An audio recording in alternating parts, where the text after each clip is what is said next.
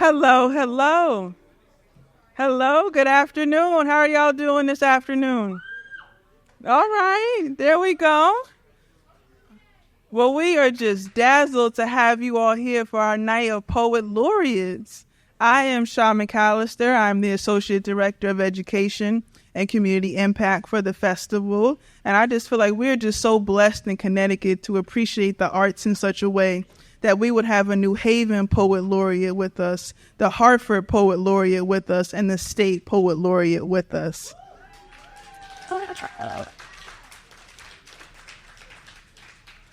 This was all put together by the amazing Denise Santisteban, who is not here with us today, but she's at another event that we're doing tonight.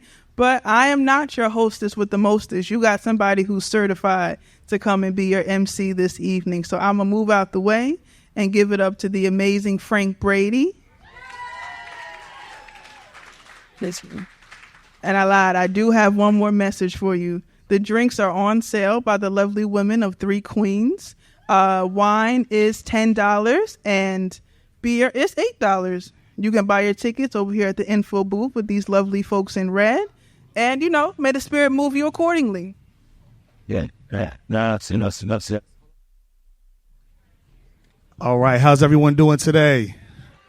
We are here live in the New Haven Green. Thank you so much to Arts and Ideas, this whole amazing organization.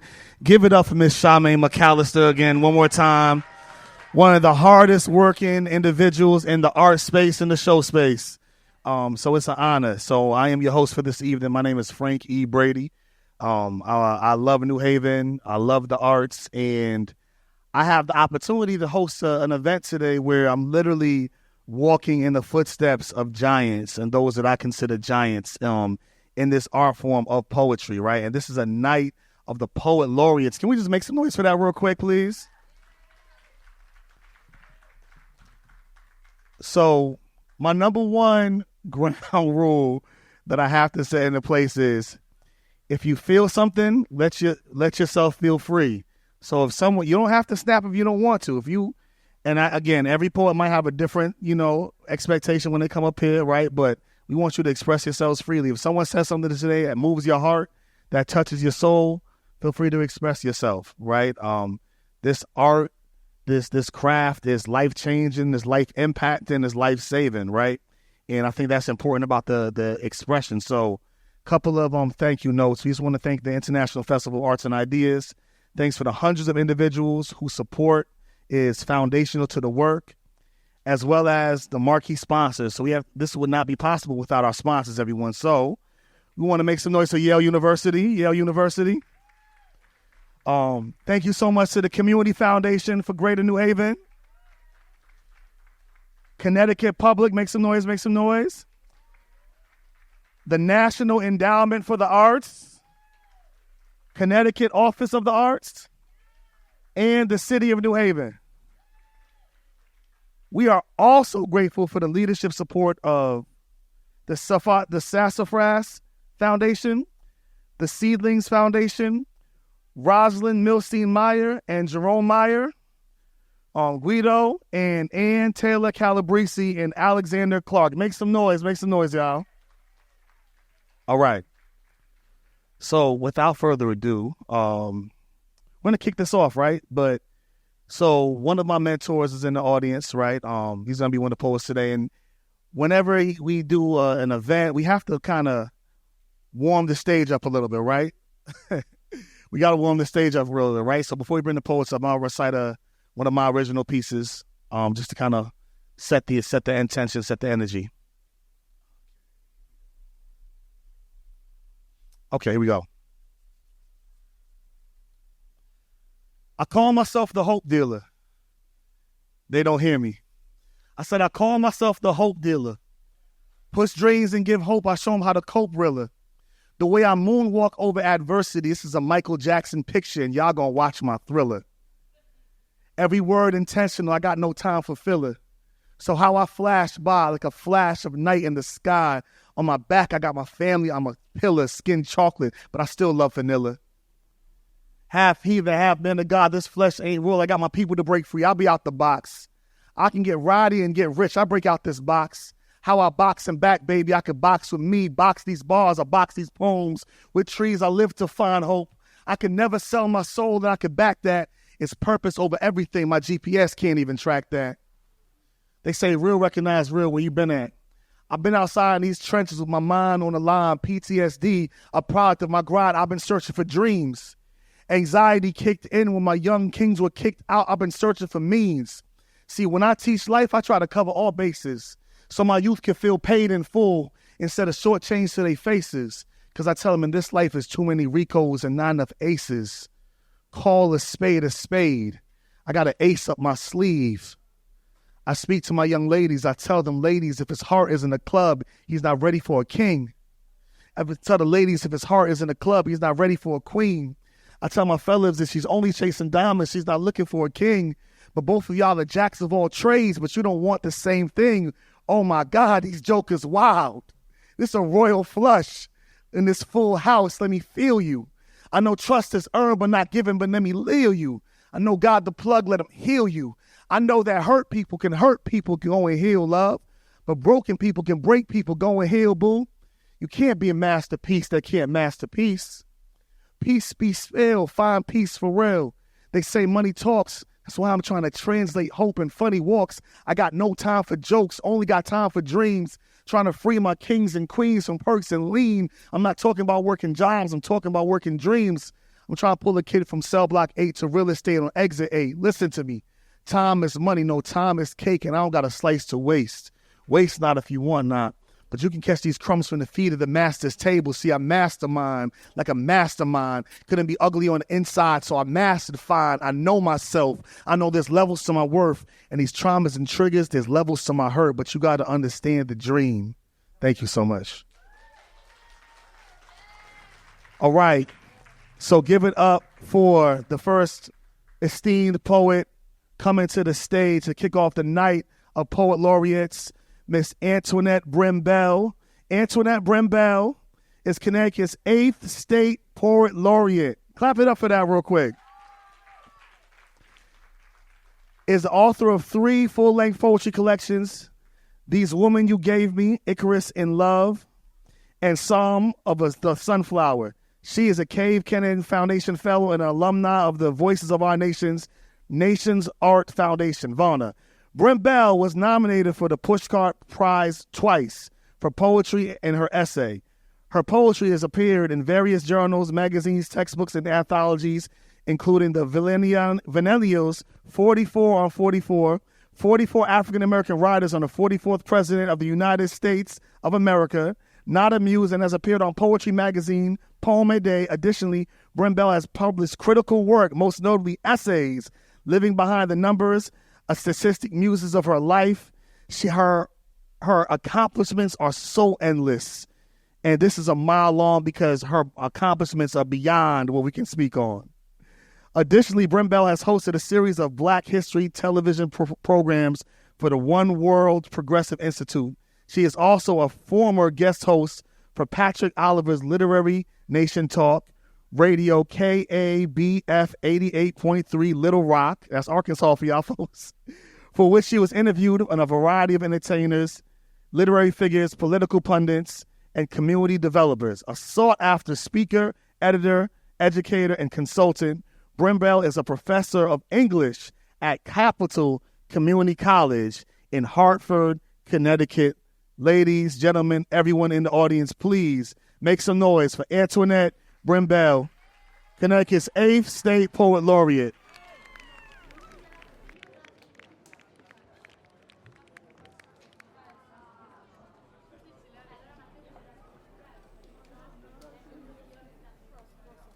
I am so excited to be here. You guys hear me? Okay, yeah, now I hear it.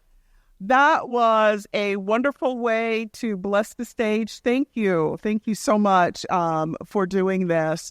I'm so excited to be included in this amazing festival and to be here with such amazing people who are also here on the stage with me. We are indeed very, very blessed to be in Connecticut that loves the arts and supports the arts. I just saw something on the news where all of the funding for the arts in Florida has been vetoed by their governor, and I'm just so grateful to be here. So one of the great things that the arts does for people is that it gives everyone an opportunity to see life and ideas and perspectives from diverse viewpoints. But we have to look. This poem begins with an epigraph from the novel Blindness by Jose Saramago. If you can see, look. 13 ways of looking. Because I want to know, my eyes break common prisms into scattered light. Gather up the rods into buckets of blues. Gotta see to know, gotta see to know, gotta know to see. Scaffolds of blues, gallows of light, built on 3 layers of tissue paper night, fill the cone with spotless second sight. Understand? Monochrome blind, one color allowed, snow blind, white light to excess, moon blind, nowhere to go, no path to follow. A man and his vision are one, just telling you what I know. Whether through a glass darkly, Hooke's microscope, Galileo's telescope, Benjamin's spectacle, a keyhole, an emerald, a glass of water. Nose smudges on the window, an anxious, steamy breath on glass magnify the scope of hopeful, watchful eyes, waiting earnestly at the window. Left to right, right to left, the truth is written in dotted permutations, calligraphed characters, code alpha to omega, on papyrus, rice, wood, stone. Trace the shadows with your fingertips, your eyes, your lips. Big Mama was a seer, born that way, always knowing, could see the bitter winter coming in the glow of the firefly. Fish in her dreams could see sons and daughters in their mother's eyes. She saw sickness before it come, in the color of skin and nails. Big Mama was a seer, saw death walking up the path, went right on out to meet it. Seeing has a lucid, inescapable rhythm, a drum of fingernails on a wooden table, a syncopated, alternating heel and palm pound, a deeply held stare that bores deeper down with each heartbeat, with each swell of breath. The rhythm births a dance, the sway of inspection, introspection, a slow chin tilt, an eyebrow pinch, lifted gaze, lowered gaze, the understanding nod. There is no such thing as out of sight. What has been seen cannot be unseen. Epiphany ensues, peekaboo, when vision is clear, hide and seek. The bards of old understood, I spy and philosophize with mine own eye. Even the blind see, in taps and touch, they do not fear the shadow's assault. Their ears grow wise, noses discern, tongues taste, tears on the air. Take care, they can't be fooled. Light floods in a constant stream. Even in darkness, light finds its way. Old folks call kids nosy, but they smile inside when they say it. 'Cause nosy kids grow, see, look, know.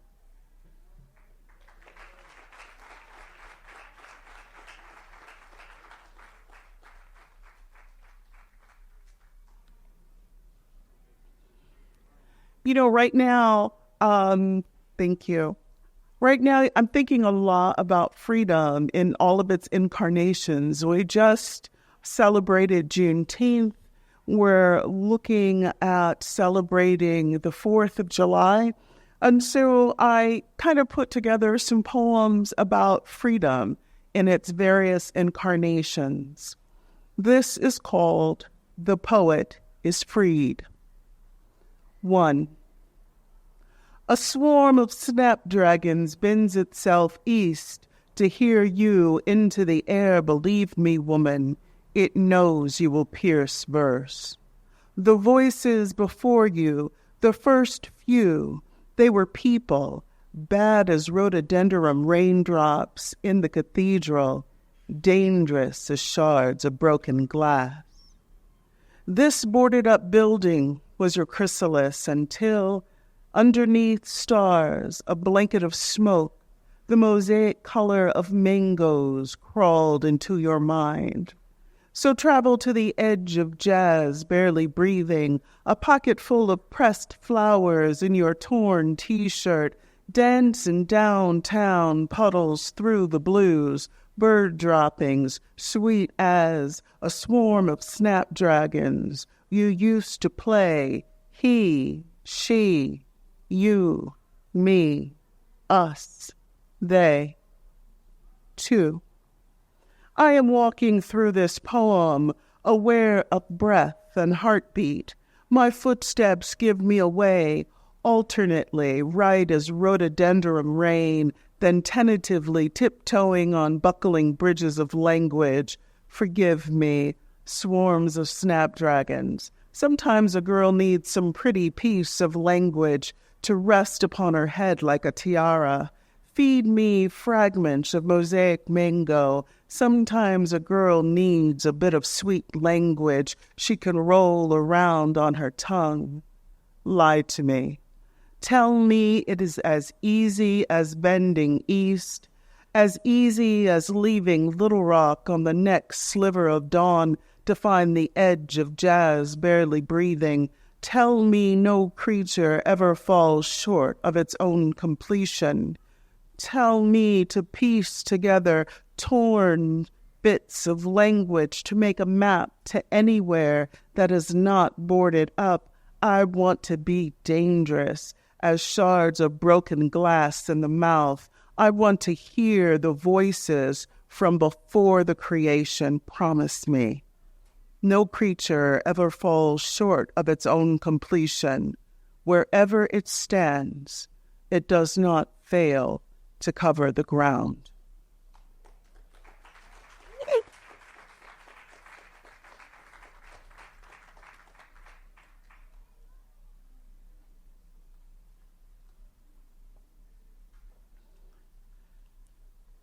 So I had the luxury of collaborating with some amazing poets for the Old Lyme Witness Stones project, in which they actually put little brass markers where the formerly enslaved lived and worked. And it's been very interesting. We worked with a historian. There were 4 of us all together. So I'm going to read some of my poems from that collaboration. And again, I'm thinking about the 4th of July and freedom. And so, you're looking through all of this information and you're learning all of this stuff, but this little bit of information about a particular slave or formerly enslaved individual really stuck out to me. So I'm going to tell you what I learned from Carolyn Wakeman, our historian. General George Washington is thought to have rested at slave owner McCurdy's house while traveling from Boston to New York in 1776. Humphrey would have prepared for this distinguished guest. So this is a very interesting, ironic kind of juxtaposition. Washington going through Connecticut, victorious, and, of course, meeting a slave. When George met Humphrey. Washington's late September blue-grays questioned the darkness of this slave's eyes. Fury flash-cooled in a deluge of tears turned obsidian, edged in bleached eagle talon. Humphrey's eyes only reflect back Washington's war-weary face. It is safer this way. A slave is all function and no humanity. Whispered assent, and dust kicked up when he turns on heel. 2 steps ahead to prepare the way, 2 steps behind in his ordained place.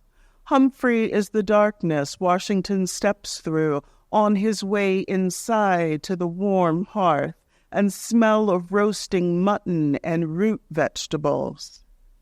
Tonight, Humphrey will bed down in the stable, fresh from a stent on the sea, the delicacy of rat meat and pocketed wild onions, pinched between weevil flour biscuits, still on his tongue. Yeah.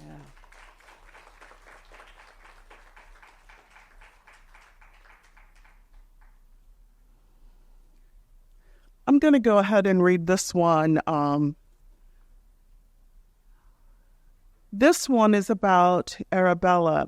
Just a little side note. There was a time when, even when it came to faith, a person couldn't decide for themselves whether or not they would be baptized. That was left up to someone who was in charge, who deemed whether they were worthy or unworthy. So Arabella was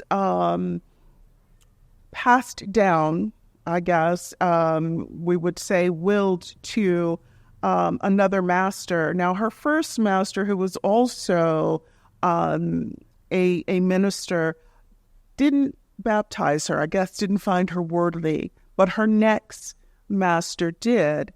And I often wondered,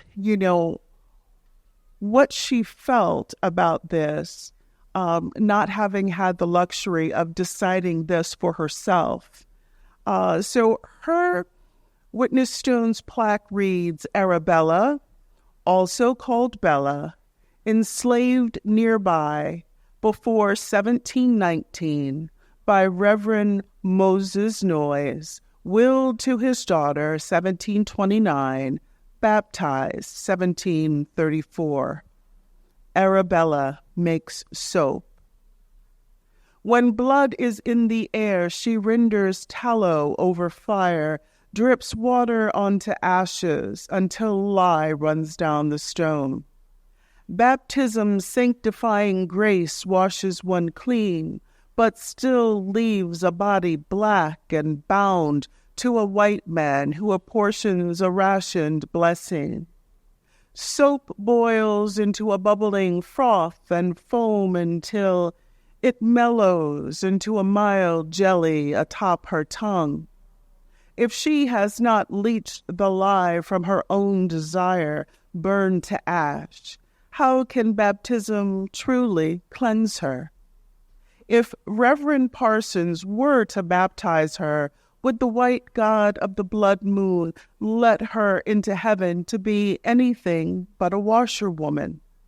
Her soap boils into a bubbling froth and foam, but Arabella is unclean, wantonly, rapturously desirous of freedom. Arabella is a sinner, a forsaker of slaves. Be obedient to your masters with fear and trembling. Even so, the submitted Arabella will sink into the baptismal basin, knowing she will only reemerge as herself.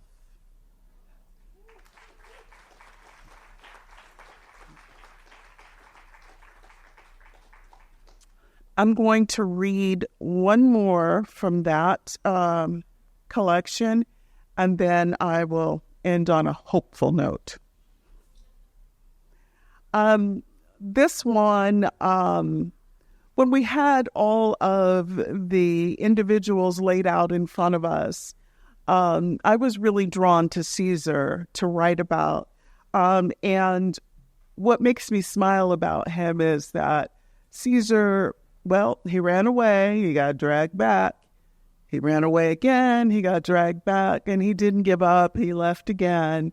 And then they thought they saw him in New York, but maybe they did, maybe they didn't. He didn't get dragged back again.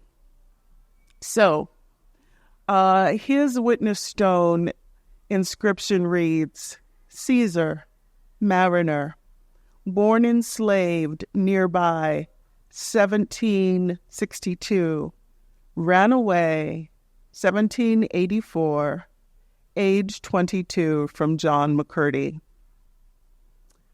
What Caesar learned at sea. Celestial fury reddens the morning sky, rebukes arrogant sailors and blustery refrains punctuated by syncopated thunderclaps. Men are set adrift, lifted, flung about by a swell of consensus, a mob of seawater riled to sport. The sea is free. The sea is freedom. Alphabet is written in chalk, but azimuth is written in the sky, tethered to the earth's gut, giving each man his bearing equally. Life is simple. Find where the sky meets the sea. Above that line is heaven. All else is hell. Let the sea moisten your brow with salted kisses, rock you in her ebbs and flows, and swaddle you in velvet black. Only then can a man dare dream. Dog watch is the last watch, early morning to daybreak. Sleepy sailors have no strength to meddle in a slave's quiet study of the stars. Follow the drinking gourd. God's breath carries seabirds to their nesting. Sisyphus and I are old friends. Pass him on the freedom way and again on the drag back. Life is sand spilled into the sea. To dream of freedom is arrogance. Waiting is work. Waiting for God to trouble the water. Caesar will be free. In this life or the next, no man can own another man's soul. Body maybe, but a man's soul on the zephyr is free. The sea is one long sigh.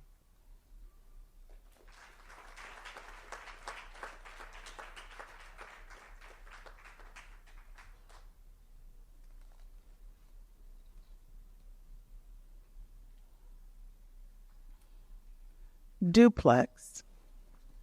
Waking dream at daybreak. Roused by beams of sunlight when the nocturnes fade, night clothes fall away, bare feet find the floor. Bare feet kick night clothes away to find the floor, and cold tiles stumble to the faucet that fogs hot. The faucet fogs hot mists the cold tile like dew. Shower stutters into a swelling crescendo. Swelling crescendo showers sleep from my eyes. They open to saltwater sprays atop a curled bluff. My toes grip the bluff's edge, awash in salt water. Sprays shore me up in arcs of air, short of flight. Back arched, air shoring me up. It's a short flight to saltwater baptism and a clean, fresh hope. From saltwater baptism, a hopeful abode lifts, roused by beams of sunlight when the nocturnes fade. Thank you.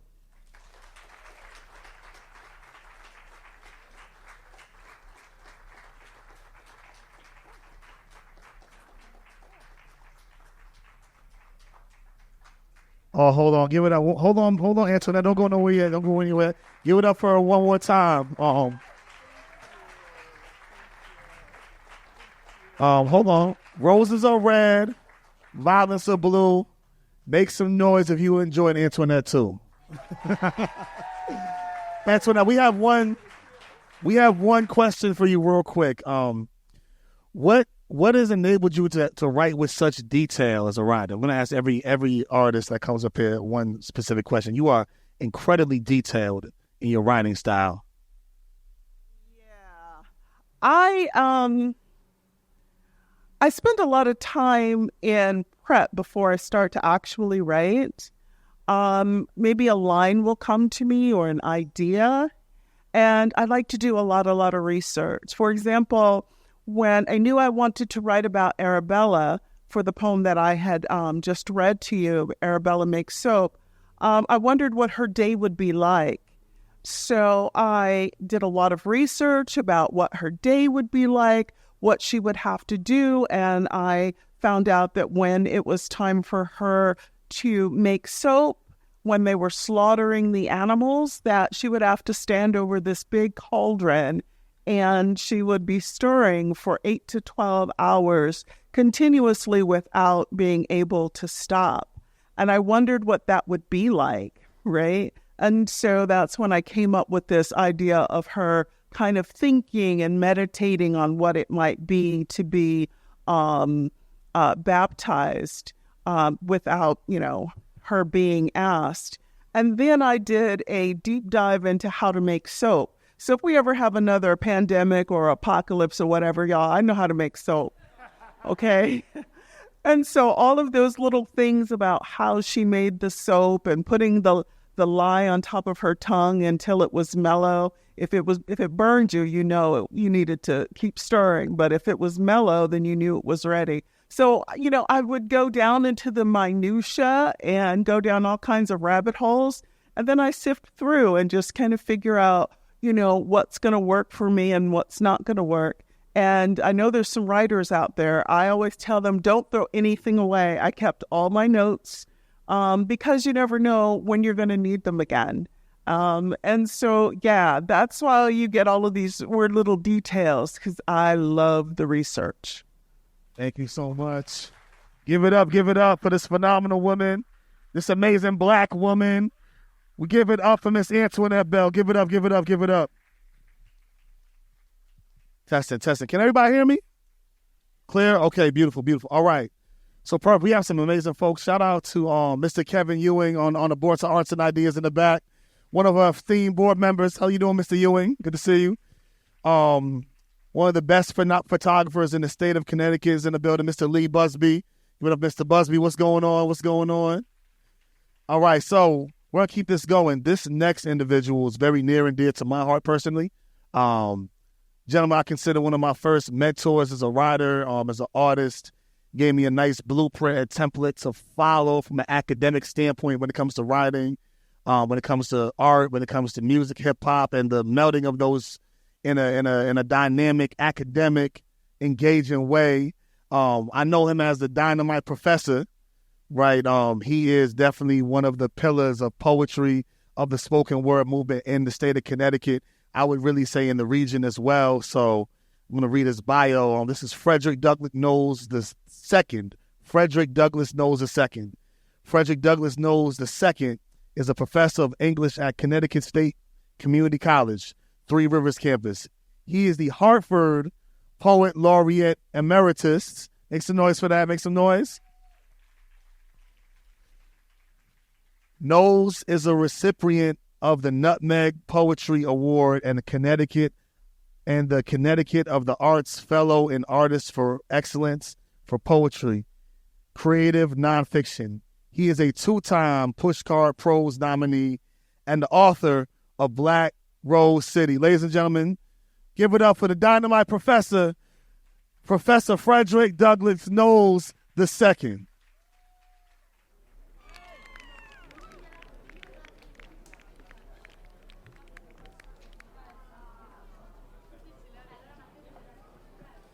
Hello, everyone.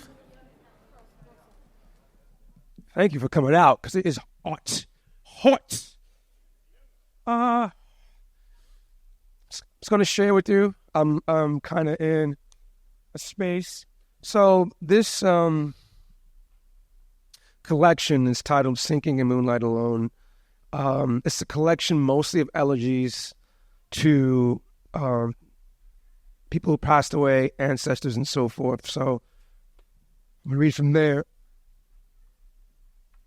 And I want to start with picking up where Antoinette left off with the Witness Stone Project. I was fortunate enough to work with middle school healing and fatal, and these middle school kids did the research, and so they sent me Pink Primus, who was owned here in New Haven during the era of molasses. New Haven was huge in molasses in the rum trade. And so this one is titled "In Spring." I didn't want to speak about what I didn't know about her, so I took her name and wrote this poem. In Spring, for Pink Primus from the Witness Stone Project.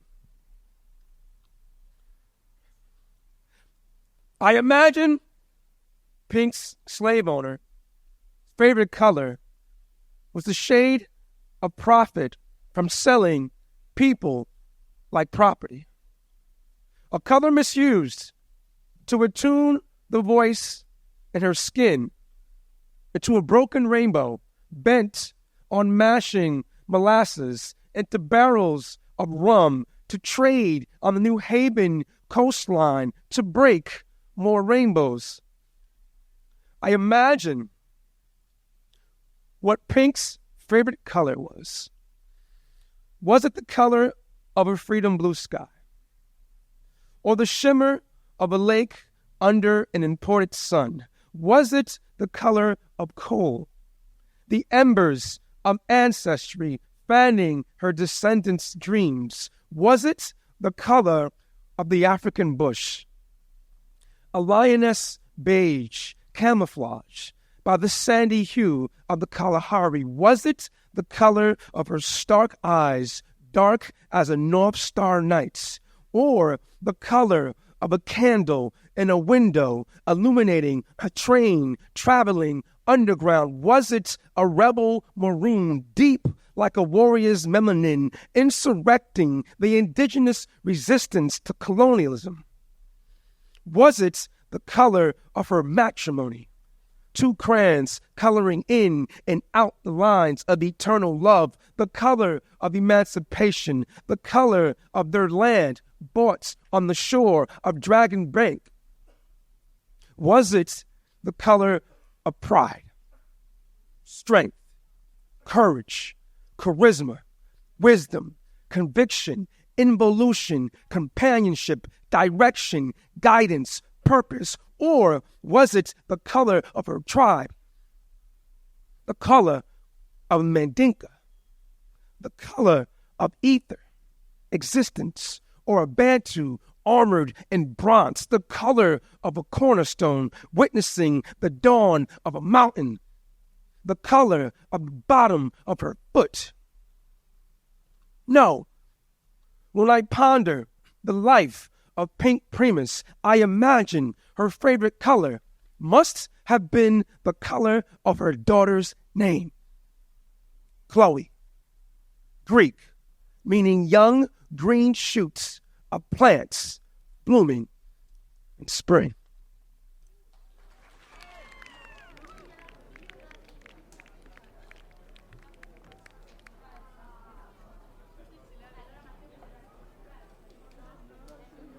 Well, from my parents. Lost my dad transcended when I was 6 months old. My mom last year, so I'm walking through it. So the title poem of the manuscript, "Sinking in Moonlight Alone." I used to go to lunch with my mom, and We go to Chili's, and she would look at me, and she'd smile and be like, "You look just like your father." So I wrote this poem using discourse from architecture. My father went to work when I was 6 months old, had 9 children. I was the last. My mom was a stay-at-home mom, and he worked the night shift, and he had a heart attack. And I thought he had actually died on the job, but what I found out years later from my mom was that he actually was at the hospital, and nobody told her, nobody informed her. So the officer came the next morning to tell my mom. And so, yeah, this is Sinking in Moonlight Alone. Camel walking and slow twisting our dances. They met during the Navy dances.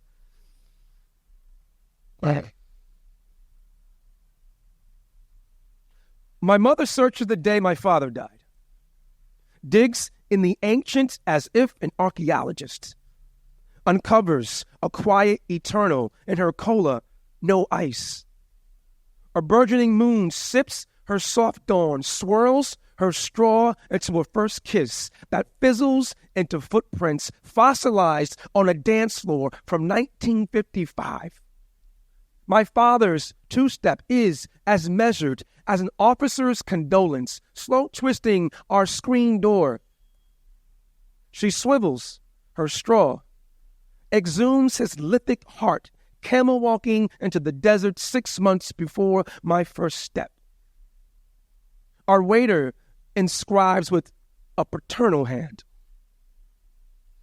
His attributes remind her of mine. My attributes remind her of Harvey, a soul as cool as an errant ocean sinking in moonlight alone. She softens the amber in my heirloom eyes, discovers the color ether, tucking her son beneath the sediments of 1974 before she sips her soda.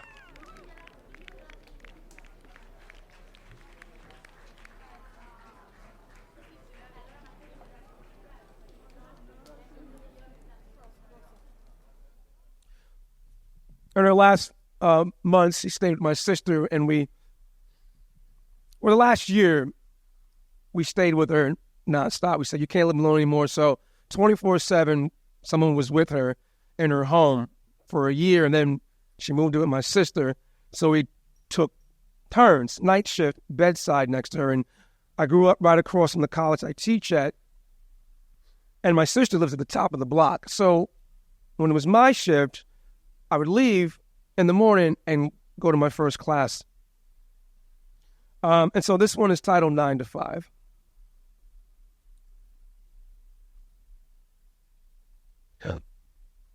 I clock into this recliner at bedtime, 8 p.m. First class to teach, 9:30 a.m. My students are curious about my early absences. First week of school, no class. Third week, no class on Tuesday. Emailing my department chair and dean, uploading assignments to Blackboard. My tenure as an English professor pays in salary. No pressure to monitor my weekly, hourly commitment to analyzing Marxist theory in O'Brien's The Things They Carried. No, in my sister's home, this recliner is my time card. The night shift, bedside, next to my mother, who squeezes my hand, creases a smile every time I trace her peaceful eyes. It's midnight as she fades in and out of an ethereal dream, barely awake, yet not quite asleep. She retired from the state hospital many years ago. Breathing, now her labor. Dementia works each breath like a 9 to 5. Each chest heave, a migrant worker threatening to quit if it doesn't receive equal pay. I pay close attention to the releasing and tightening of my own breaths, an understudy of hers. Anxious of each exhale, thankful for every anxious for each exhale, thankful for every inhale, a sign that her clock hasn't unwound, her heart hasn't kicked on the job. But I am well too familiar with Marxist manifesto, the catalyst of Labor Day. Soon, her breaths will ask for their break, call out sick, put in for personal time. And what can I do? I'm only an employee, a proletariat, and the factory of her first name, LaForest. God is her supervisor. Only he can fire her lungs, or demand their resignation, or offer them a Timex and a golden handshake, thank them for their service, praise them for a job well done.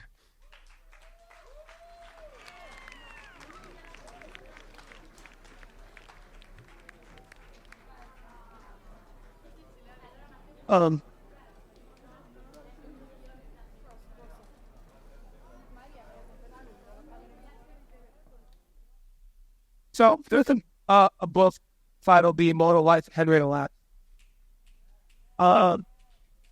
Very powerful book. Please look it up. She's responsible for every major medical breakthrough in science since the 30s. They were trying to cultivate human cells outside of the body, and they were unsuccessful. Henrietta Lacks in Baltimore suffered from ovarian cancer and died. And they took her cells, and they were the first to cultivate outside the human body. And they never told their family. They never compensated. They've been around the world, billions of dollars. What does it say? They said her cells have been used so much in the book. It says they can stretch around the earth like 150 times. And so I went to a conference in Baltimore. A student had told me about her. I bought the book on the plane. I picked it up, and then I couldn't put it down for the rest of the conference. But Countee Cullen has a poem called Incident, where his first time in Baltimore. And so this first one is titled Gila Incident, because Henrietta Lacks' first two letters of the first name, first two of the last name. And so after that, I'll read the second one, which is titled Wu-Tang, which when I read in the book that our city sanatorium in Norwich, which I call Black Rose City, Uncle Son Thames, her cells were shipped there. And then my Nana had passed from cancer there. And we knew as kids, when you went to Uncle Son Thames, you didn't come back. So I'll go to that one. But this one is Gila Incident, from Countee Cullen's Incident. And I borrowed his cadence, most of his language, but you'll see. Once riding in New Baltimore, soul-filled, mind-filled with glee, I read about a Baltimorean who sacrificed her life for me. Now, I was 41 and very small, and she 31 and not much bigger. And so I read about how her life ran out, and her cells were taken for being a nigger. I saw the whole of Baltimore for a weekend 2 months before December. Of all the things that happened there, Henrietta Lacks is all that I remember. Wu-Tang.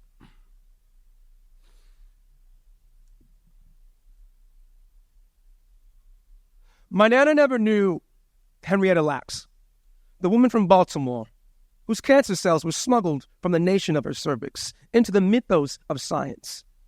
My Nana never knew how doctors from Johns Hopkins inserted tandems of lead into Lax's womb, pooling a reservoir of radiation, how tumors, instinctual as beavers, dammed the river of her uterus.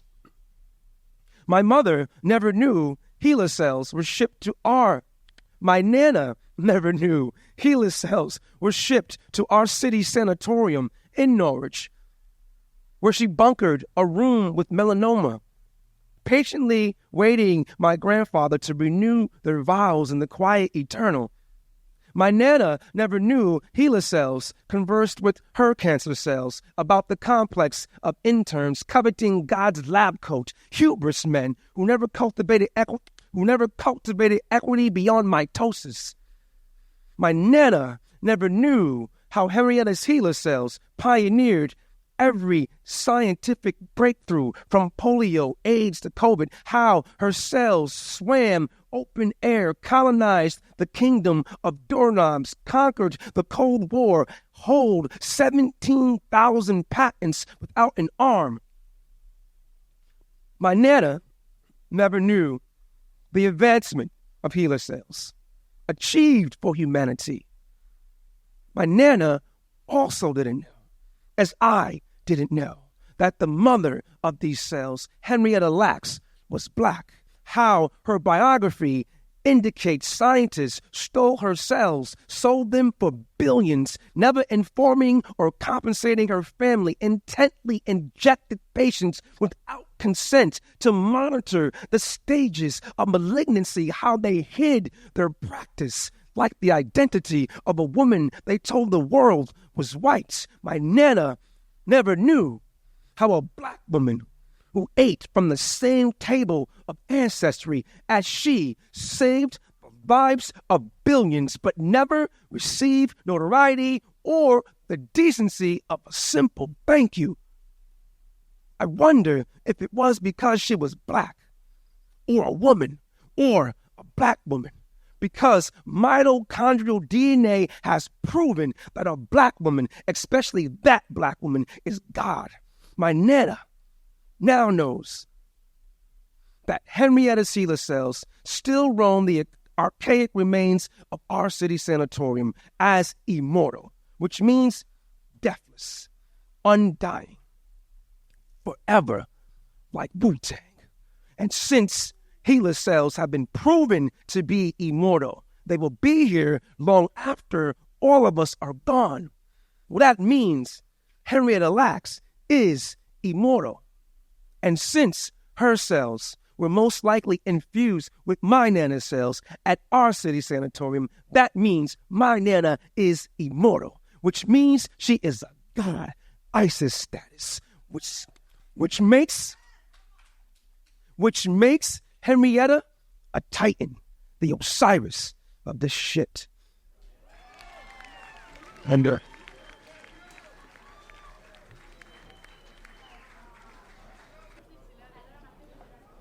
I'm going to walk you through Norwich, Black Rose City.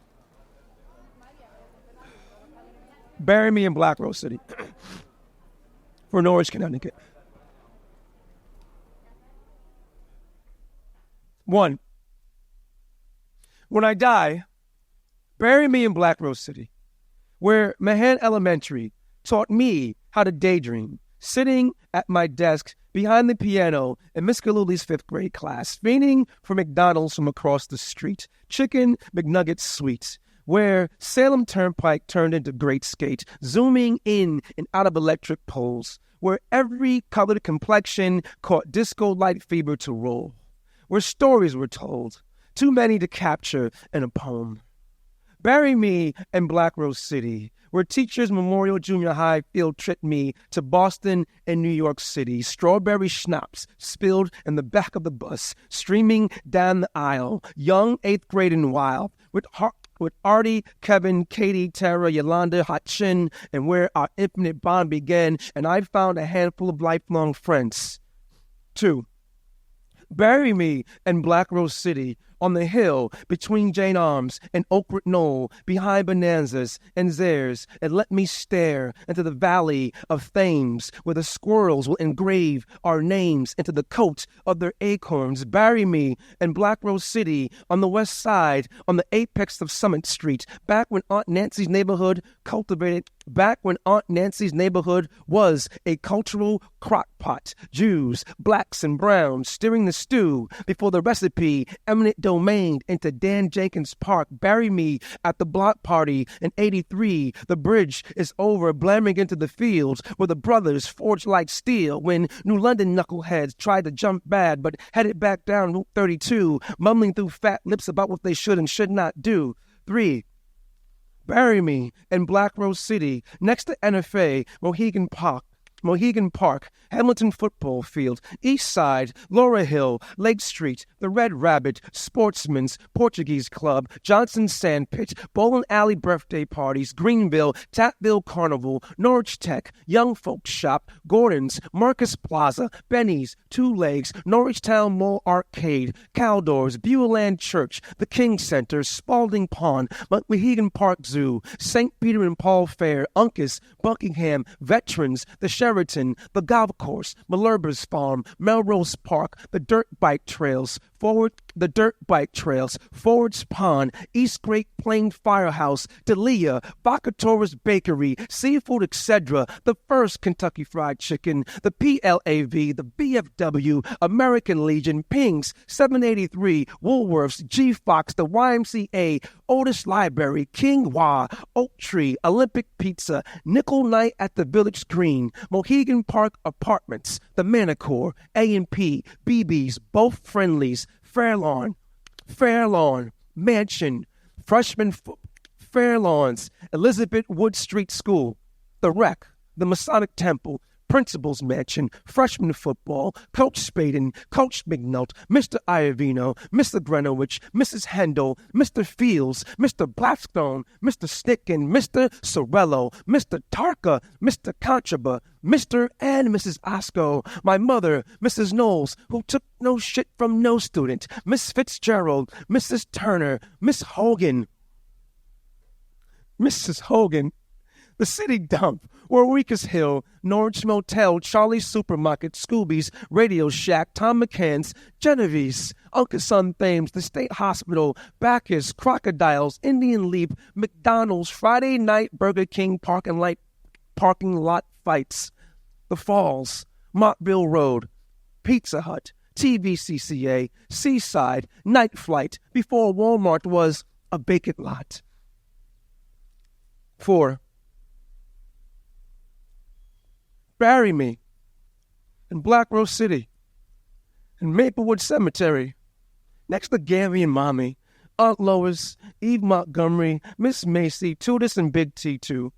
And maybe my roots will seep the soil for sage and Cairo to see how my grandbabies are an extension of legacy, a branch of the foolwood tree. Teach them, like the forest gnolls taught me, how to strap on your armor and leave the battlefield bloody. Let me gaze at a Mohegan sun eclipse. Tell the city I did it for them, and I do it again. When God gives me the new strategy to play the game again, I did it for my family, yours and mine. And when it's my time, tell them what I told them, and then tell them again that the petals of my city wilt and renew like a season. Leave them a reason to garnish the rose that grew through concrete. Tupacian philosophy. We've shed so many tears in this thug life. Dear Mama, thank you for making me and raising me so one day they would bury me in Black Rose City. Thank y'all. Give it up, give it up, give it up, give it up, give it up. Give it up, give it up. Stand up if you feel it. Give it up, give it up, give it up. For the legendary, the dynamite professor, Frederick-Douglass Knoweles II, hailing from Black Rose City. Give it up.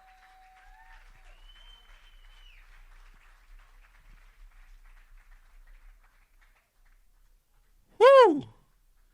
We're just going to let that marinate. Wow. All right, we're going to go right on into this because I want to give this closeout the time. Can we give it up one more time for Frederick Douglass? That was just, wow, okay. Powerful. You could tell he pulled that from his soul. My goodness, that's powerful. So I'm just going to go right on into our closer. Man, this is very important. This moment right here, this man is a legend in the city, in the state, but at this point, for the work that he's done, it's also nationally. And he is a New Haven Poet Laureate, but let's be clear, he was the Poet Laureate before the title was even created in New Haven. He's been the Poet Laureate. You know, the city just finally caught up, and put the crown on, but he's already had the crown beforehand. They just made it official, but we've already knew him as the poet laureate of the city. And I have the honor of reading his bio. Sharmont Influence-Little. Influence-Little is a poet, activist, actor. He utilizes spoken word to deliver Dr. Martin Luther King Jr.'s message: injustice anywhere is a threat to justice everywhere. Influence is an educator, advocate for inner city youth, and has performed at Yale, Virginia State, Boston universities, as well as the host of other colleges and public schools across the nation. He has performed at the historic poetry venues such as the New Eurekan Poets Cafe and the Lizard Lounge. Get this, y'all. He is a 6-time member of the Connecticut Poetry Slam team. Make some noise for that. Verbal Slap. He is a coach of the 2017 Verbal Slap and 2021 Yale University Poetry Slam teams. He has utilized poetry to speak on behalf of workers for the Yale New Haven Hospital 1199 Union in 2007 and in Washington, D.C. to members of Congress for the Free Labor Choice Act. He is the creator of Influence of Life, LLC, a curriculum-based program teaching coping skills, social skills, conflict resolution. He lives by his motto: influence of life every day is just a way of living. Everybody stand up, show some love, and clap it up for your New Haven Poet Laureate, Sharmont Influence-Little. Show some love. Stand up. Stand up. First of all, what's up, New Haven?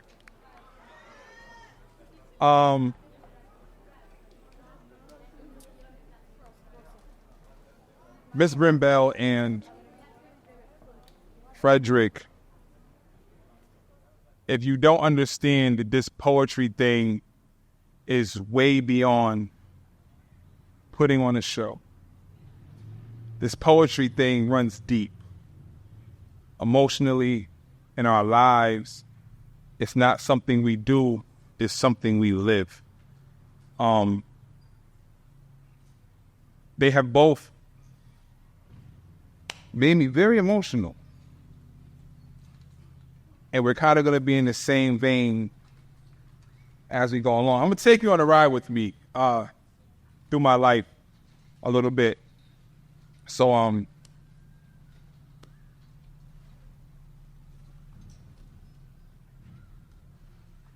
my father once told me that they become the past for so-called young niggas who no longer be called vultures, scavengers. Like we be picking carcasses looking for culture.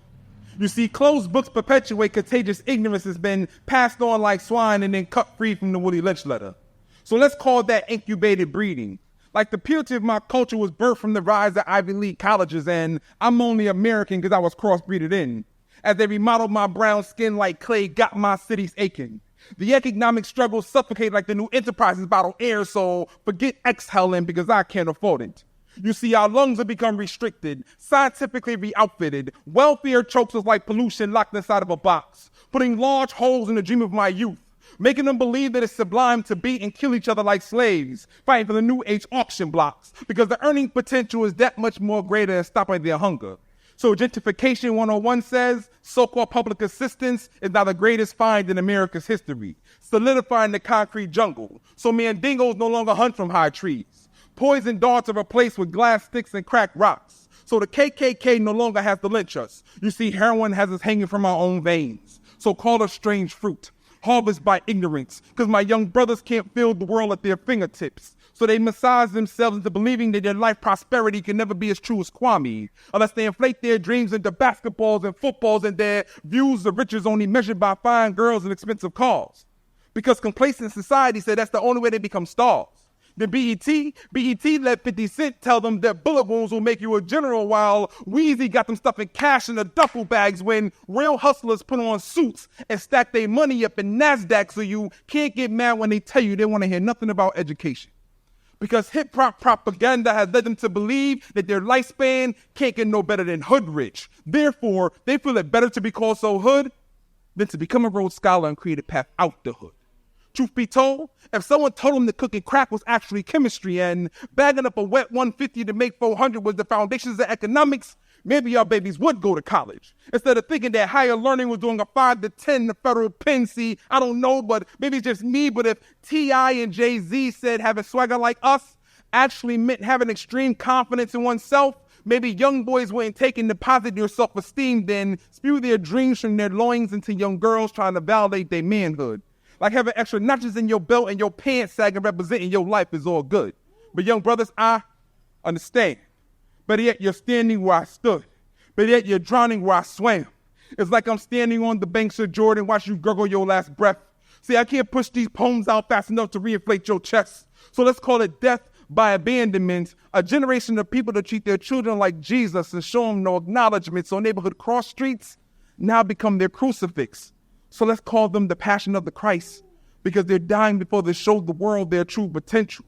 So I send these poems up as melodic hymn notes, asking my God to be forgiven, because the truth is, the reason why they call our children vultures, because they're scavenging on the garbage that we're giving them.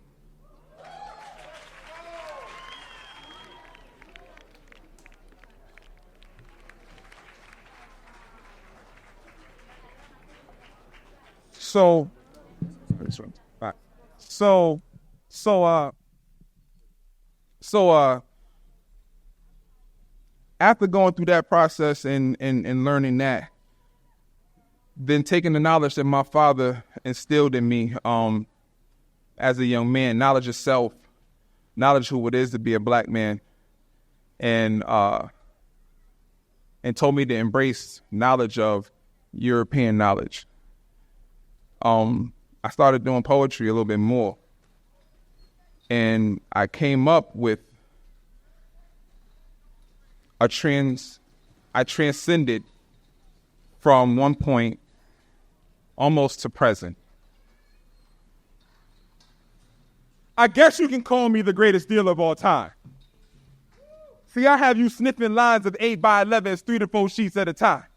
So that brain-numbing sensation you're getting is just the elevation of your mind.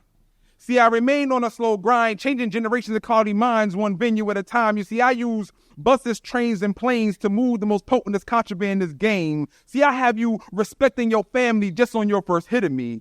More addictive than heroin, have your man testimony changed from this is my chick to this is my beautiful black woman.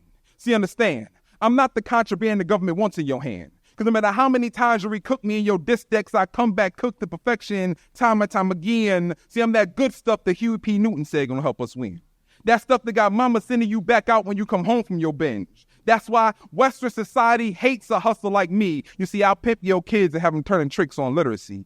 Having young girls saying, the hell with Kanye, we don't want D's, we flashing A's on them. By next summer, we going 2-step and walk it out with diplomas. Detox these teachers from No Child Left Behind and shooting up hypodermic needles. I'ma treat them like he mine.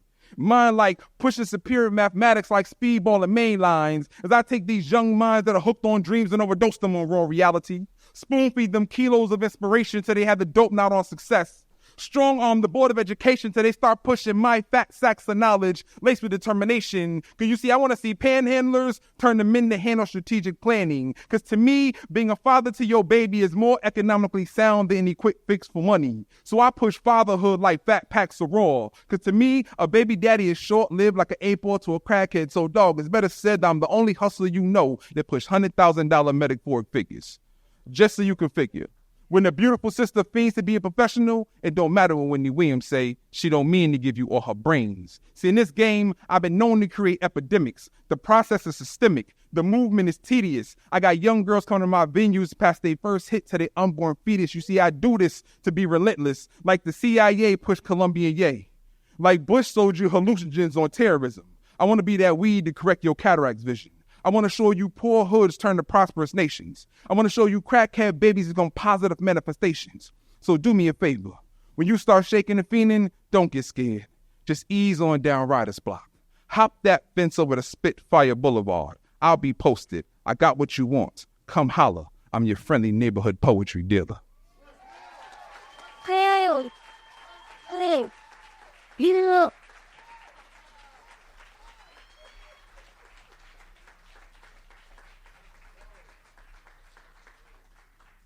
as I started journeying through poetry at that time, it was right around my senior year of high school when I really started writing, and I lost somebody very true and dear to me. This poem I haven't done in a very long time, so I hope I don't mess it up. Excuse me if I do. It's almost like the world has forgotten that HIV still exists.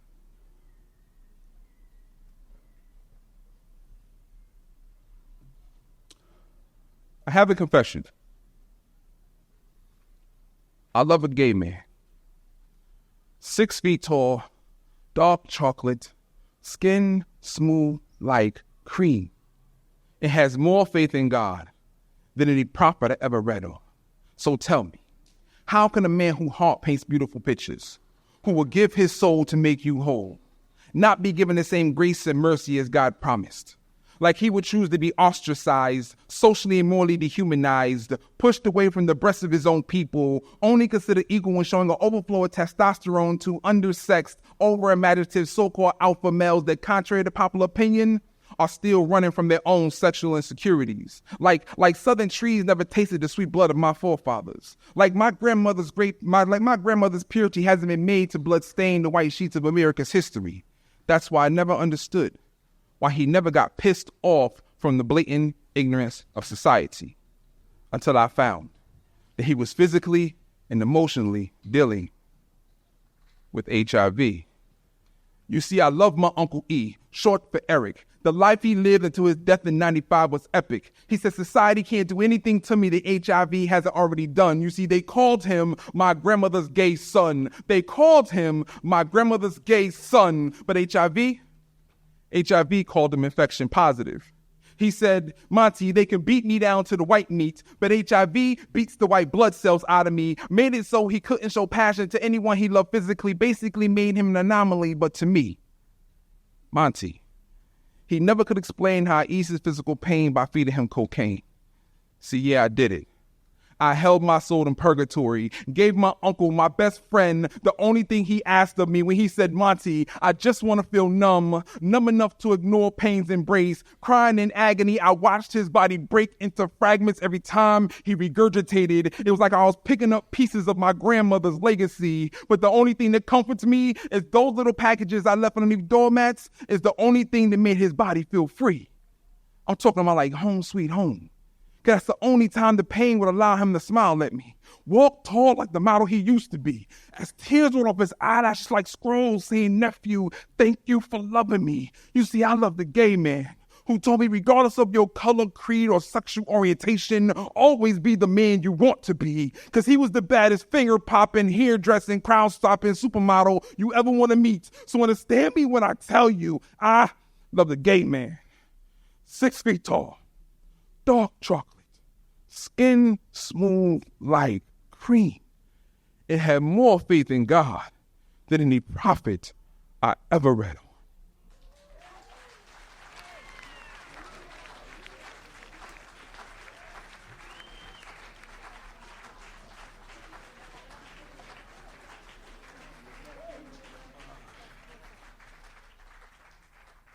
So after my uncle passed away, before his passing, how many of you ever had that person in your life where your mama would tell you no, but that family member told you yes, and you got away with murder? My uncle Eric was that for me. When my mother didn't want me to date, my uncle was like, nephew, I'm going away for a couple days. You can have the house, but my stuff better be in place when I get back. And I'm proud to say, after his passing, what he helped bring together, no man has ever broken apart. I have been married for 28 years.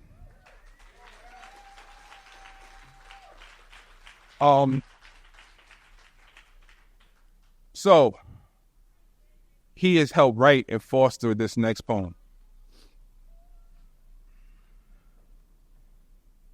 Baby, you should never need to ask how deep my love is for you. Because no matter how much of a prolific poet I become, my words can never describe how I wish my soul melted into you. How I'm truly in love with who you are, but just the thoughts or who you will become makes my spine tingle. As my heart, you see, my heart, let your wisdom guide me on the path to completeness while I'm completing your sentences, as if God has used our minds to guide our vocal cords on the same path. So when I speak, you see, I glorify your name just a tad bit less than his, with the full understanding that loving you is spiritual. Because, baby, your smile. See, your smile is so inspiring. It's like God spoke the book of Psalms to my soul through your lips. So me ever thinking of touching them in a lustful way has become my greatest sin. So, baby girl, you can rest assured, before my lips touch yours, it will hold the same faith and compassion when God made heaven. Because I could fully understand why he made your skin feel as soft as silk. So when I wrap myself into you, I will emerge from your cocoon a better man. See, I can never leave you behind because you're my right hand. But some try to describe you as the sun within my galaxy. But you're so much more deeper than that. See, you intrigue every part of my mental capacity. In fact, you are my infinite destiny. If I had to give you a letter grade between A and Z, it would have to be an I, because you're my inspiration. Out of all the poems that I've written, this must be my greatest creation, like it was birthed from my ribs. See, this is a godly manifestation. A gift.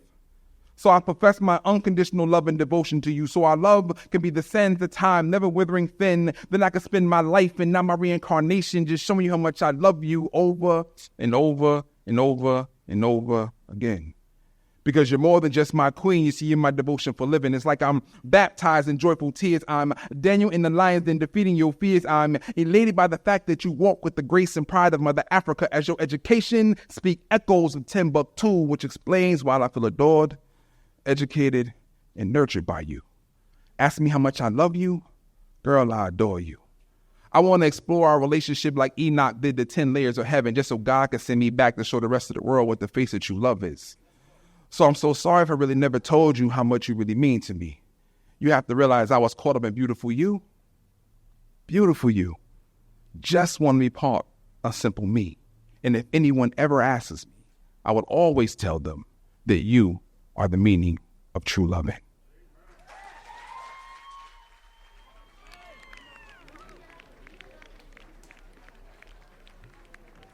So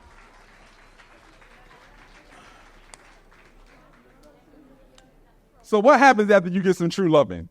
You have babies.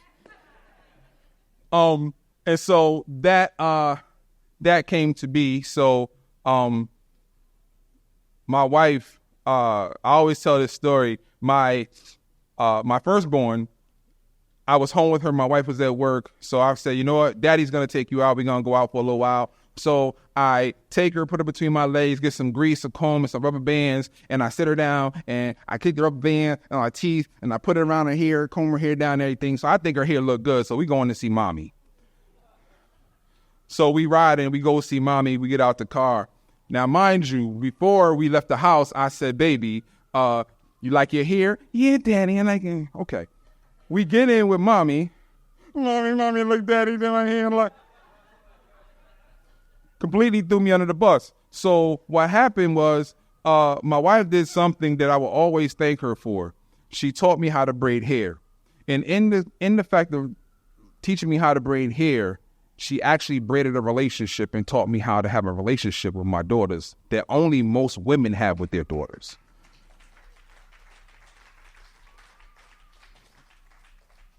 So brothers, when you have a daughter, braiding hair isn't just braiding hair.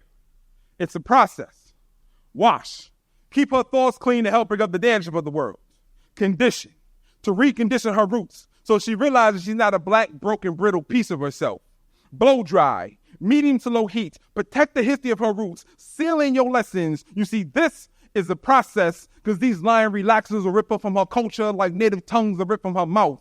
You see, when men have daughters we hear, you're going to reap what you sow. I mean, what goes around comes around. So I part their hair straight to continue to pat them angels sleeping in their nappy-headed roots, because equality can't be boxed in a box braid. So I grease up with black gospel verses, putting the Holy Ghost in my combs, because ethnic roots are blessed with trials and tribulations. Like when white counselors told my daughter that she can only choose from community colleges, but universities show her the money with full-fledged educational scholarships. Braiding hair isn't just braiding hair. Style it with a spiritual connection, a beautiful 3-strand trinity. Father, daughter, holy bond. Blessed be the shotgun for the prom date. This ain't just braiding hair. So I braid underhanded to hide my fears of black girl magic. Cause black girls are vanishing just like black boys. They go missing like barrettes. When a Tamir Rice gets shot, everyone forgets about Rakia Boyd, Ayanna Jones, Sandra Bland. These women have fathers like me that will go into Walmart to grab period pillows, rags, sanitary napkins, tampons, and dare somebody to say something. They can catch these shea butter anointed hands.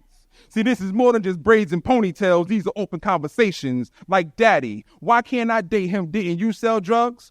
Like, Daddy, I think she wants to take me to the dance. You see, this is more than just braiding hair. This is therapy. This is baby. I put the drugs away a long time ago because you're the only potent substance I wanted to handle. It's baby. You can choose whoever you want. Just remember that Daddy loves you. Because, baby girl, your path won't be easy. You can't be tender-headed. You got to be able to handle any style. Because this world will twist, lock you up, ban you into knots because they dread your existence. This is not about braiding your hair. It's about quality time, ending daddy issues, being your shoulder, but you not needing it, unapologetically independent and showing unconditional love when this world gives you conditions. So even when my hands cramp, I will wash, dry, part, grease, twist, and braid my life around yours. Because it's always been about loving you and never been about braiding your hair.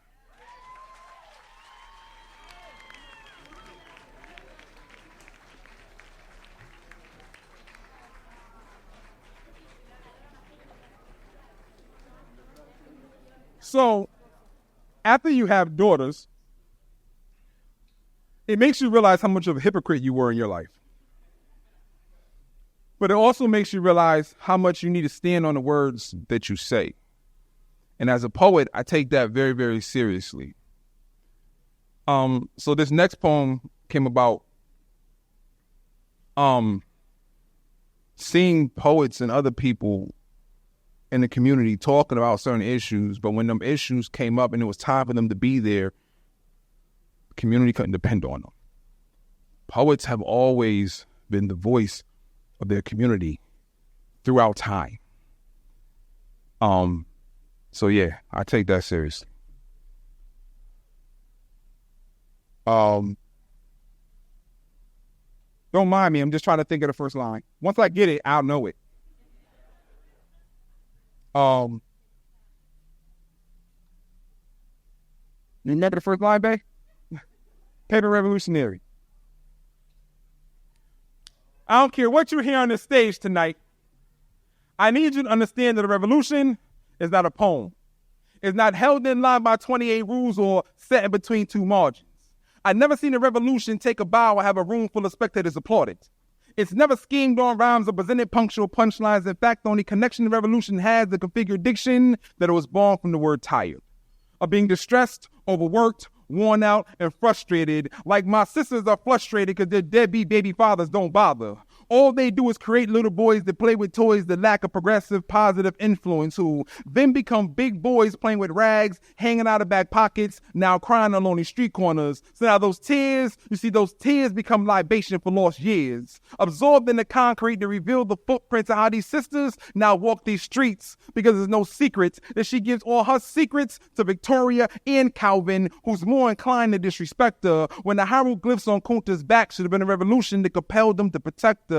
Instead, he neglects her, buying her soul and selling his own for diamonds and cars, and now Master gets a 2-for-1 deal. That's why I tell these poets to spit from your soul, because this thing is real. Better yet, what's more important is your actions after they stop the hand clapping. Because you see, a revolution is not a poem. If it was, way before Barack and Michelle was on the scene, all children would have known the intellectual elegance is reachable. See, this thing here is teachable, but poets got to walk through the words they spitting through. I'm tired of poets that scream Black Lives Matter, but the only time you see them sitting is at open mics. The only time they feel like they dying is when they losing the slam. I need you to understand it doesn't matter how many degrees you reach for. That just become your degree of separation, your disconnection from your people. If you don't let them know these hymns you spitting from your soul is spiritual. You see, egos have permeated this oral tradition. Poets have become the equivalent of ministers preaching for skirts and not religion. So most of what you see on this stage is revolutionary. It's just well-written illusional commentary. I'm talking about poetic cinematography, poetic minds trapped behind the moving bars of capitalism. So what they spitting for is commissary, trapping your mind until you scream, set us free like Sinke, because they still lost in translation, because the truth is most poets wouldn't know if they got slapped in the face with a damn revolution. You see, they just spitting solutions, but words without actions become progressive constipation like postpartum depression. They don't want to handle the real issues. But here's real talk. While you outline white paper with black ink, my black babies are still being outlined in white chalk. So if you enter these poetry dens with the mindset of upping your Facebook friends or packing your fist for the dividends, then the 3 minutes of this here joint, you've completely missed the point. The poetry is meant to pierce your soul, creating action, producing productivity. You see, spoken word burns in my soul deeply, but not at the pace of losing my babies to what your paper revolutionary. So when you touch this stage, you respect it with reverence. You bring intellectual niceness, because this is like the soul of my people, man. Spoken word poetry, damn it, priceless. How much more time I got? All right, so I got enough time for 2 more, and I get out your way. I got time for that. Okay. So trying to be about what I write about. I realize, men, we be messing up, bro. And yeah, so this poem is to women. Yeah. It's like I could hear Willie Lynch from the gravesite laughing. Dumb niggas. I always knew your black woman was the key. But we continue to treat them like plated pieces of metal that can be replaced as long as we have the master. Throwing her away each time she doesn't fit the mold we keep resculpting, forcing her in and out of our lives until the notches of her emotions become dull and worn down. So now she become accustomed to being one key in a clustered ring, color-coded so we know just when to use her. As we use her curves as wedges to pry open new sexual situations for our enjoyment, withering away her soul until it becomes the key to skeletons, feeling she has no choice but to open other doors. Leaving broken pieces of herself behind embedded so deep, we'll always feel the piercing pains of what we have lost. It's like Willie Lynch is the locksmith who locked her in the mechanisms of our hearts, so now future masters can tell if we be messed with. I mean, for the past 400 years, the passionate love she deserves been locked away like valuables in a storage facility. I mean, not allowing her to unlock our potential has made us weak enough to be broken off the hinges of who we are, unlatched, our treasure chest broken open, pirated, forgetting she's the key to enlightenment has locked us behind doors of uncertainty, confusion, because we have been committing domestic violence way beyond the brink of physicality, and we have the nerve to stand in the mirror and ask the Lord, why me? Why me? Well, let's try calling her everything from a baby mama to a jump off while she takes care of our babies and we jump off. So it's evident why some women would engage in homosexuality. When you point one finger at her, there's 3 pointed back at us. Because we haven't realized she accomplishes everything she puts her mind to, but we only become accomplished by incorporating her mind too. You see, she's the strategist. She's the only one I know that could raise a grade A student, a world-class athlete, and a doctor while living below the poverty line, co-signing her man's future. If you don't believe me, just go ask Coretta. Ask Coretta why Martin is considered a martyr and not an adulterer. So when I say she's the key, I mean she unlocks every emotion. She's the reason for our devotion. Her belief in me is the reason I can walk fearless in the face of adversity. I mean, damn it, I can carry the world on my back only because she's behind me massaging it. Sometimes way back in the cut, not really being seen, but trust me, she's the force of my movements. She's the key to life mathematical equations. So call her the mitigating factor, the truth. Just the sway of her hips and have you singing it in different tongues. I mean, Creole, Spanish, African, because she's the essence that birthed nations. Allah said call her earth. Only creating storms in your life when you don't allow her to unlock your respect. So I see the depths of pain pooling in the small of her back, guarding herself against those who can't grasp the concept that any disrespect to her minus his respect for himself. That's why the vessels in her eyes nourishes her visions of hope. Hope to pull the boy out of the man that's too scared to pull his pride off the pages of imprisonment. So send this message to Stella with a single tear. Tell her she never lost her groove. It was us that didn't know her worth. While you at it, go tell Maya. Go tell Maya I fully understand why she rises, always having to do more than a woman's work just to prove that she's phenomenal. Because it's a damn phenomenon how one man could take our keys and hide them in between lines to stretch the timeline of 400 years while having us standing here checking our pockets for what's standing right here in front of us, begging to unlock us, saying, love me, I'm the key. Love me, I'm the key. Sisters, we love you. You are the key.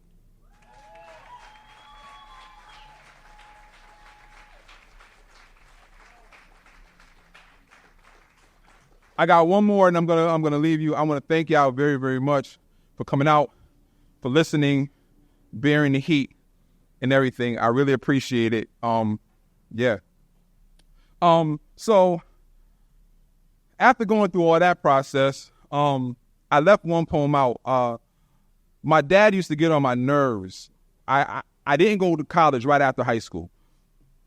And he was very, very upset about that. Literally for like 20 years of my life, he was really upset for that.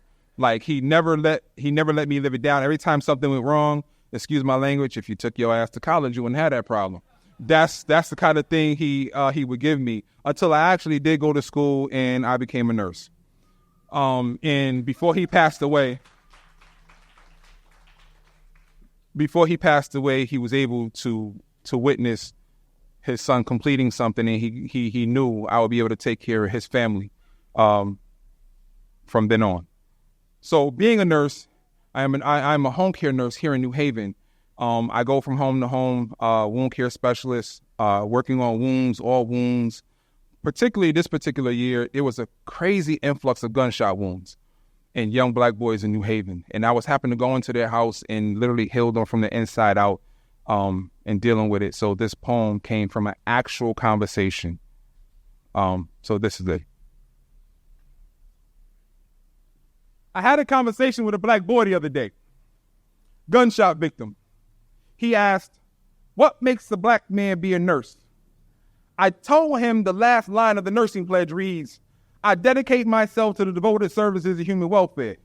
Well, I guess you black boys are the only humans because your welfare seems to be the only one at risk. As a nurse, I've seen more black boys die in hospital beds than I care to count. Have heard more mothers scream, God help me, with the white voice in the room saying I did all I could. Do you know what a street beef smells like? It smells like the hot slugs cooking in a black boy's chest. Because I'm from a city that knocks down projects because the rubble makes better battlegrounds. Turning black boys into green berets, moving in concrete jungles, moving like renegade soldiers, fighting for the big piece of poverty. Call it black on black civil war. Call it ethnic suicide. But black boy, you ain't no soldier. I seen how you die. Tears running, fists clenched in fear, body quivering like mama's little baby. I've seen bullets pulled from your rib the way food is pulled from your teeth. Black boy, how can you digest death but you can't chew life? There's no honor in how you die. Body broken like bread, hands baptized in your blood. I've seen your purple heart on chill like the devil's coming for dinner. Black boy, don't you know what your blood looks like on white sheets? It looks like emasculation, mental conditioning. It looks like extermination. It looks like your blood knows how to die. Like mama stretched across caskets like American flags, folding herself into fetal triangles, delivering her tears to pillows, realizing she won't hang any more spangled banners for her stars. It's like my nursing degree has become a one-way ticket to watch you die, choking on bloody bullets over and over and over again. It has to be a sin. Black boy, it has to be a sin that you learn how to pull 9mm before you can even pull a 900 on your SATs. That I learned how to pull bullet fragments before I learned how to pull splinters. Black boy, we don't need no more GI bills. Aren't you tired of depositing bullets into your GI? Gastrointestinal tract, taking gut shots. Don't you know the devil's a glutton for a black boy's flesh? Because your flesh be beautiful, your flesh be sacred, melanated Morse code, your flesh be forget failure. Black boy, you ask what makes a black man be a nurse? I say when the overflow of self-hatred and blood tsunamis the emergency room, when hospital beds, gauze, and sutures no longer keep the damned from leaking. I say you, black boy, I became a nurse hoping these hands will be your Teflon second chance. Because the only shot I ever want you to take are the ones at greatness. Thank you.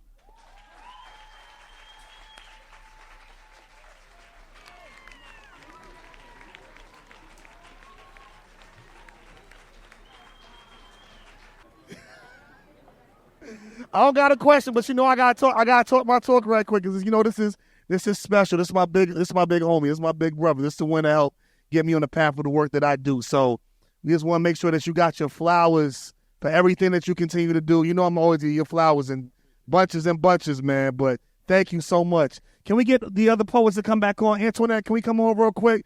Frederick-Douglass, can we come on real quick?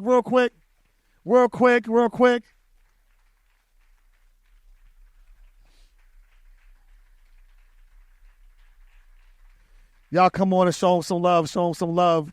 Show these amazing orators, academics, wordsmiths, amazing individuals, just flat out amazing human beings. Show them. Y'all give it up one more time for your Night of Poet Laureates. Thank you to the International Festival of Arts and Ideas, all of the amazing sponsors. Thank you each for the work and your contributions that you can do. Without further ado, Rev Kev, I got to call you on stage as well. Rev Kev, come on up real quick. Rev Kev. Are you? So he called me up because I'm supposed to do a toast to our team of spoken word artists, but the toast stuff is over there. So if everyone will meet me over there, we have fake champagne and really fake champagne with no alcohol. So if you will meet me over there, we'll do a toast to our team here. And thank you all again for coming out. This has been a wonderful, wonderful event. And I'm so glad to see so many of you here. All right, meet me over there for some toast. All right.